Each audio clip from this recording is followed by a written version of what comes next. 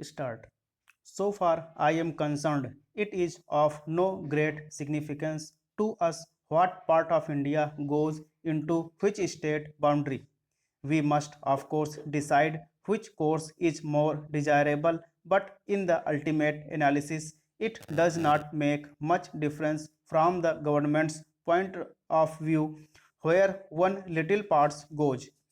I do not deny that has a certain importance from the individual's or the state's points of view, but it has none from the national point of view. The government of India has approached this question objectively and without any particular desire to impose its decisions. We have been told that we did not go through the proper procedures of consultation and decision.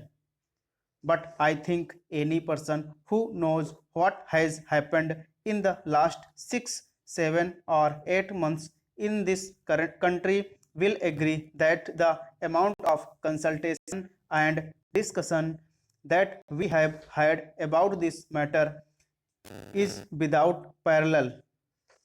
In fact, many people say that we overdid this. It would have been much simpler if we had not tried to consult hundreds of thousands of persons in this process and thereby perhaps added to the confusion. However, it is a fact that this question has roused people. But I want this house in the first place to look at this question in proper perspective, lest we should get lost in the passions of the moment. Secondly, to realize that however important these borders might be, they are all, after all, administrative divisions inside the country. And thirdly, to remember that whatever we may decide today, nobody prevents us from making any variation subsequently. Nobody wants to change things every day. At the same time, nothing is final in the sense that it cannot be changed in the future.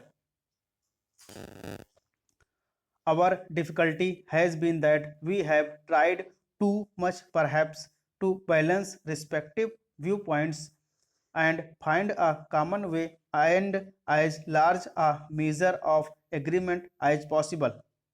In doing so, we have often succeeded in displeasing many people. Yet I would beg of you to displeasing many people. Remember that in this very complicated business which has affected the whole of India by far the greater part of India has accepted broadly speaking the proposals that have been made. It is true that many important questions remain to be solved, among them perhaps the one that has been talked about most is the question of Bombay and Maharashtra. Let us realize that